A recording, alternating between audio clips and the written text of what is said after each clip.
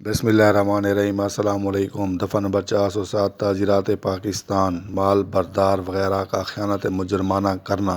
دفعہ number 407 تعزیرات Pakistan. Number 1، جو کوئی شخص جسے مال بردار گھاٹ کے مالک یا گودام کے مالک کی حیثیت سے کوئی مال امانتاً سپرد کیا گیا ہو تو وہ اس مال میں خیانت مجرمانہ کا ارتکاب کرے۔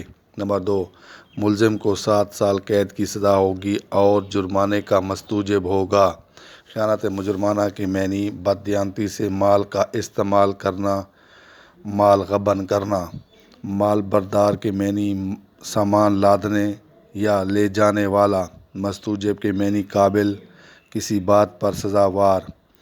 مال بردار کے معنی: سامان ڈھونے والا مزدور، جانور، ٹرک، بس، مزدہ، جہاز وغیرہ۔ ارتکاب کے معنی: کسی فعل کو مکمل کرنا۔